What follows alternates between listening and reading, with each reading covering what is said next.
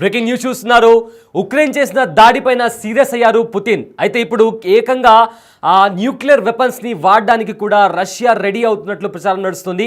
అణు బాంబులను ఉక్రెయిన్ పై వేయడానికి కూడా రష్యా స్ట్రాటజికల్లీ ప్లాన్ చేస్తున్నట్టు ఇప్పటికే సమాచారం. అయితే ఉక్రెయిన్ సాటర్డే ఇంకా సండే ఈ 2 రోజుల్లో రష్యా పైన భీకర దాడి చేసింది.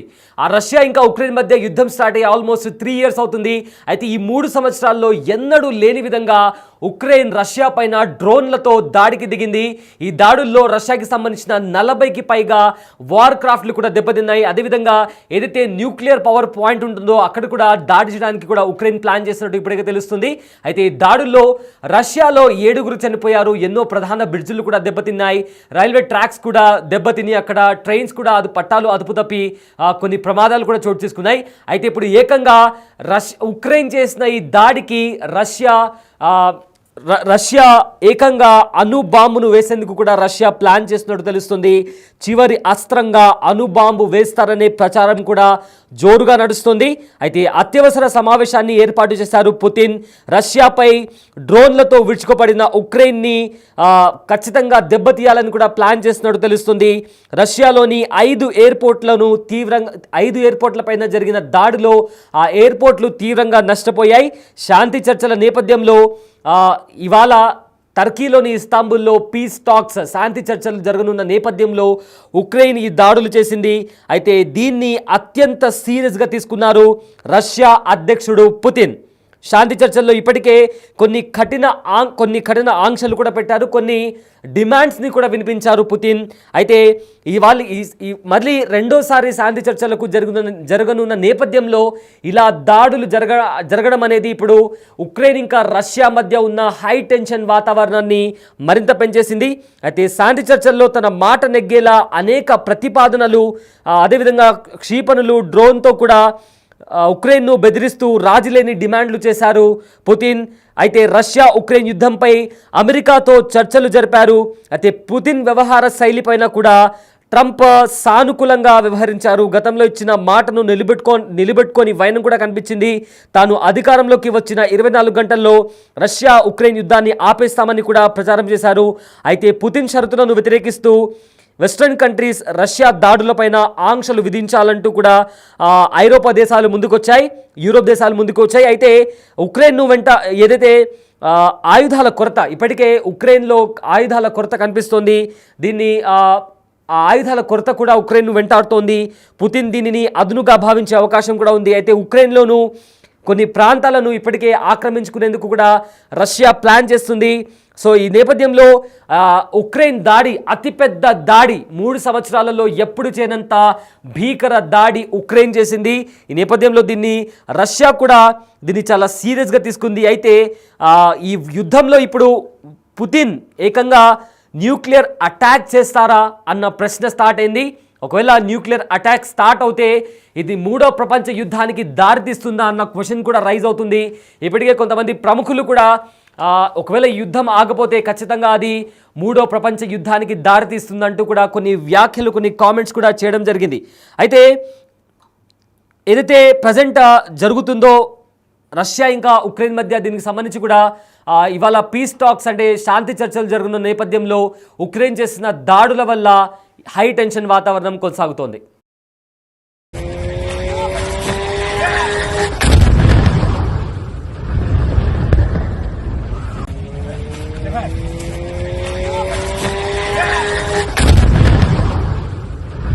Блядь!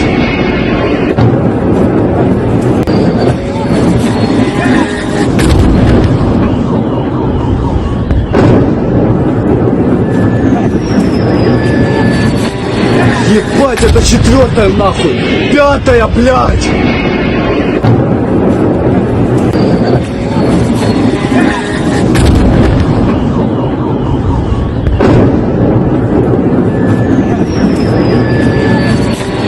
Ебать, это 4-я нахуй! 5-я, блядь!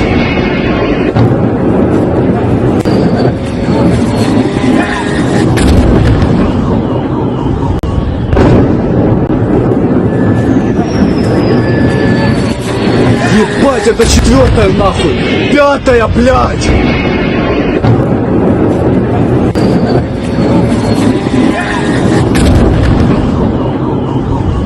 రైట్, ఇదే అంశానికి సంబంధించిన పూర్తి డీటెయిల్స్ మా ప్రతినిధి శివ అందిస్తారు. శివ, ఇప్పటికే గత 3 సంవత్సరాలుగా ఉక్రెయిన్ ఇంకా రష్యా మధ్య యుద్ధం జరుగుతుంది. అయితే ప్రజెంట్ ఉక్రెయిన్ చేసిన దాడులకు సంబంధించి పుతిన్ కూడా చాలా సీరియస్ అయ్యారు. సో దీనికి సంబంధించిన అప్డేట్స్ ఏంటి? న్యూక్లియర్ అంటే అణుబాంబులు వాడతారని కూడా తెలుస్తుంది. సో ఏంటి మొత్తం దీనికి సంబంధించిన అప్డేట్స్ ఏంటి శివ? ప్రధానంగా సైడ్ ఉక్రెయిన్ రష్యా మధ్య యుద్ధం అనేది తీవ్ర స్థాయికి చేరుకునే అవకాశం కూడా కనిపిస్తుంది. ఈ నేపథ్యంలోనే ఉక్రెయిన్ దాడిలో పుతిన్ ఈ దాడులతో పుతిన్ సజ్జల నిర్ణయం తీసుకున్నారు. అంటే ఉక్రెయిన్ పై అణుబాంబులు వేసేందుకు రష్యా అధ్యక్షుడు పుతిన్ ఒక ప్లాన్ సిద్ధం చేసినట్టు తెలుస్తుంది. దాని ప్రకారమే ఆ ప్రణాళిక ప్రకారం ముందుకు వెళ్లాలనేది ఒక నిర్ణయం తీసుకున్నారు.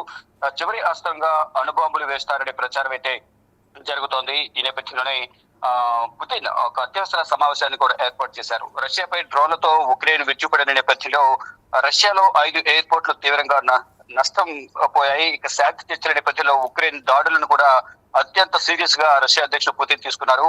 ఇక అనేక అంశాలు గతంలో ఏదైతే ట్రంప్ ఇద్దరితో కూడా శాంతి చర్చలకు ఆహ్వానించారు. వైట్ హౌస్ లో సమావేశం జరిగింది.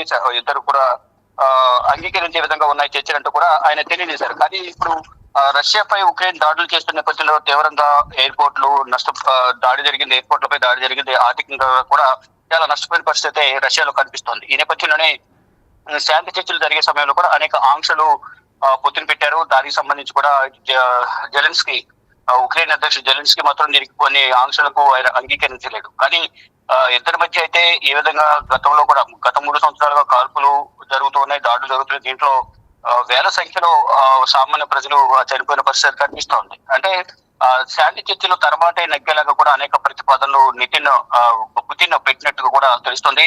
క్షిపణులు డ్రోన్లతో ఉక్రెయిన్ బెదిరిస్తూ రాజీలేని డిమాండ్లను ఆయన పెడుతున్న పరిస్థితి కనిపిస్తోంది. ఇక రష్యా ఉక్రెయిన్ యుద్ధంపై అమెరికాతో చర్చలు జరుగుతున్నాయి.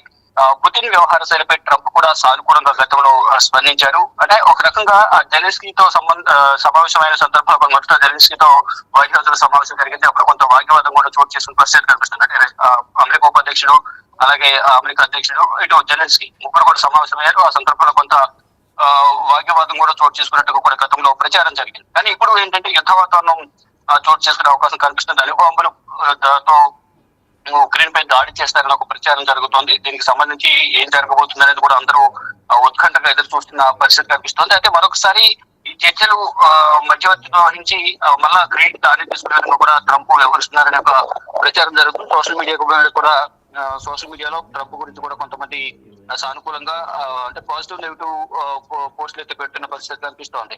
అంటే ఉక్రెయిన్ సానుకూలంగా స్పందించకపోతే అణుబాంబులతో దాడికి ప్రణాళికలు సిద్ధం చేసినట్లుగా ఈ చర్చల సారాంశాన్ని బట్టి అందరూ భావిస్తున్నారు. ఈ క్రమంలోనే జెలెన్స్కీకి మద్దతు ఇస్తున్న France, Sweden, Poland, Spain, Norway, Germany, Portugal, Netherlands, Irelands, కెనడాతో పాటు ఇతర యూరోపియన్ యూనియన్ దేశాలు వీటికి మద్దతు లేకుండా రష్యాపై ఉక్రెయిన్ యుద్ధం చేయలేని పరిస్థితి కనిపిస్తుంది. ఏదైతే ఉక్రెయిన్ రష్యాపై యుద్ధం చేయాలంటే ఉక్రెయిన్ కు ఈ దేశాలు ఏదైతే దేశాలు చెప్పుకున్నామో దాదాపు 7-8 దేశాలు ఉక్రెయిన్ కు సపోర్ట్ చేస్తున్నాయి. ఒకవేళ అవన్నీ కూడా సపోర్ట్ విరమించుకుంటే మాత్రం యుద్ధం చేసే అవకాశం ఉండదు. ఒక దేశమే వెళ్ళి రష్యాపై చేయగలిగే సామర్థ్యం అనేది ఉక్రెయిన్ వద్ద లేదు అనేది కూడా అందరూ భావిస్తున్నారు. దీంతో ఇప్పుడు ఏం జరుగుతుందో అన్న ఆందోళన అయితే వ్యక్తమవుతుంది. ఒకవేళ రష్యా ఉక్రెయిన్ పై అణుబాంబులతో దాడి చేయాలని చూస్తే మాత్రం దాని తీవ్రత అనేది చాలా దారుణంగా ఉంటుంది. నష్టం అనేది కూడా అంచనా వేయలేని విధంగా ఏ విధంగా ఉంటుంది అనేది కూడా అందరూ భావిస్తున్నారు. ఇటు ఉక్రెయిన్ ప్రజలు కూడా తీవ్ర ఆందోళన వ్యక్తం చేసిన పరిస్థితి కనిపిస్తుంది. కానీ ఇక్కడ ఒకవైపు ఒకరిపై ఒకరు ప్రతి దాడులు చేసుకుంటున్నారు. విధంగా ఇద్దరికి ఆస్తి నష్టం కానీ ఇటు ప్రాణ నష్టం కూడా జరుగుతూనే ఉంది. ప్రజలు మాత్రం గత 3 సంవత్సరాలుగా కూడా ప్రాణభయంతో బిక్కుబిక్కుమంటూ కూడా కాలం వెళ్తున్న పరిస్థితి కనిపిస్తుంది. కానీ ఇప్పుడు మళ్ళా ఏదైతే ట్రంప్ మధ్యవర్తిత్వం వహిస్తూ ఇద్దరి మధ్య ఈ యుద్ధాన్ని విరమించాలి అనే ఒక ప్రతిపాదన ఆయన ఇచ్చారు. కానీ దాంట్లో ప్రధానంగా మొత్తం తన పంటని నెగ్గే విధంగా పుతిన్ కొన్ని కీలక ఆంక్షలు పెట్టినట్టు తెలుస్తుంది. కానీ ఆంక్షలకు జెలెన్స్కీ మాత్రం అంగీకరించడం లేదు. ఈ నేపథ్యంలోనే యుద్ధం అనేది మరింత తీవ్ర స్థాయికి చేరే అవకాశం ఉంటుంది. అందులోనూ ఉక్రెయిన్ పై అణుబాంబులు ప్రయోగించాలనే యోచనలో రష్యా ఉన్నట్లుగా తెలుస్తుంది. కానీ మళ్ళొకసారి అమెరికాతో అంటే ట్రంప్ అత్యంత చర్చలు జరిపిన తర్వాత ఏం జరగబోతుంది అనేది కూడా చూడాల్సింది. కానీ ఇప్పుడే రష్యా అధ్యక్షుడు పుతిన్ కూడా అత్యవసర సమావేశాన్ని ఏర్పాటు చేశారు. ఇప్పుడు ఒకవైపు ఉక్రెయిన్ దాడులు చేస్తుంది, దాని ద్వారా ఎయిర్పోర్ట్లు ధ్వంసమయ్యాయి కాబట్టి ప్రతిగా దాడులు చేయాలి, కంప్లీట్ గా ఉక్రెయిన్ ఓడించాలి అనేది కూడా ప్రతిగా దాడి చేయాలనేది కూడా రష్యా అధ్యక్షుడు పుతిన్ నిర్ణయం తీసుకున్నట్టు తెలుస్తుంది. దానిలో భాగంగానే అణుబాంబులతో దాడి చేస్తారా అనేది కూడా కొంత ప్రచారం జరుగుతుంది. ఇక ఫైనల్ గా ఎటువంటి నిర్ణయం తీసుకుంటారనేది కూడా ప్రజెంట్ చూడవలసింది. కానీ ఇరు దేశాల ప్రజలు మాత్రం ఎంతో భయాందోళన వ్యక్తం చేసిన పరిస్థితి కనిపిస్తాం. Right, thank you Shiva, thanks for the update. So Russia Ukraine యుద్ధంలో కీలక పరిణామం చోటు చేసుకుంది. 3 ఏళ్లుగా కొనసాగుతున్న ఈ యుద్ధంలో తొలిసారి రష్యాపై పెద్ద ఎత్తున డ్రోన్లతో విరుచుకుపడింది ఉక్రెయిన్. రష్యాకు చెందిన 4 వైమానిక స్థావరాలపై భీకర దాడులు చేసింది. ఈ దాడుల్లో 40కి పైగా రష్యా బాంబర్ ప్లేన్లు కూడా ధ్వంసమయ్యాయని ఉక్రెయిన్ ప్రకటించుకుంది.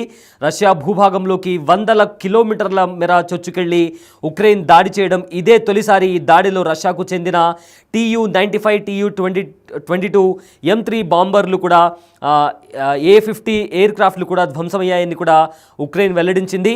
అయితే ఈ దాడులను రష్యాలోని కొన్ని ఏవైతే ప్రముఖ మీడియా సంస్థలు ఉన్నాయో అవి కూడా ధృవీకరించాయి.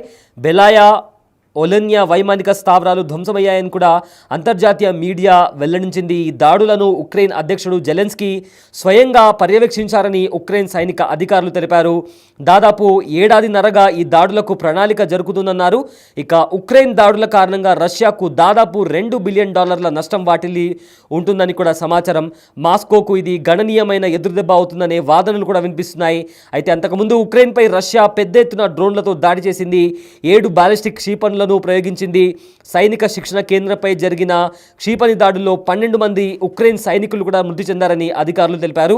60 మందికి పైగా గాయపడ్డారని కూడా వెల్లడించారు.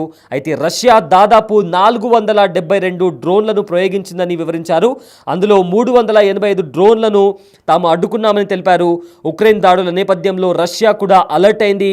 కీవ్పై ప్రతి దాడులకు దిగేందుకు కూడా ప్రణాళిక రచించినట్లు తెలుస్తోంది. సో ప్రజెంట్ ఇదిలా ఉండగా ఇవాళ ఇస్తాంబుల్లో మరో ఇరు దేశాల మధ్య కీలక చర్చలు జరగాల్సి ఉంది. ఈ చర్చల్లో తమ ప్రతినిధి బృందం పాల్గొంటుందని, సంపూర్ణ కాల్పుల విరమణ, ఖైదీల విడుదల తమ ప్రధాన అజెండా అని కూడా ఉక్రెయిన్ అధ్యక్షుడు జెలెన్స్కీ స్పష్టం చేశారు. అయితే ఈ డ్రోన్ దాడుల ప్రభావం చర్చలపై ఏకంగా ఉండబోతుందన్నది ప్రజెంట్ ఏ రకంగా ఉండబోతుంది అన్నది ప్రజెంట్ చాలా ఉత్కంఠంగా మారింది. అయితే రష్యా అణు యుద్ధం చేస్తుందా, అణుబాంబులతో ఉక్రెయిన్ పైన దాడి చేస్తుందా లేదా అనేది ఇప్పుడు తీవ్ర చర్చానీయాంశంగా మారింది. Нахуй! Пятая, блядь!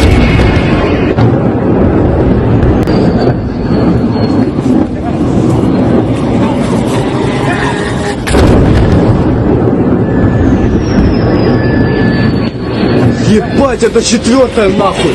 5-я, блядь!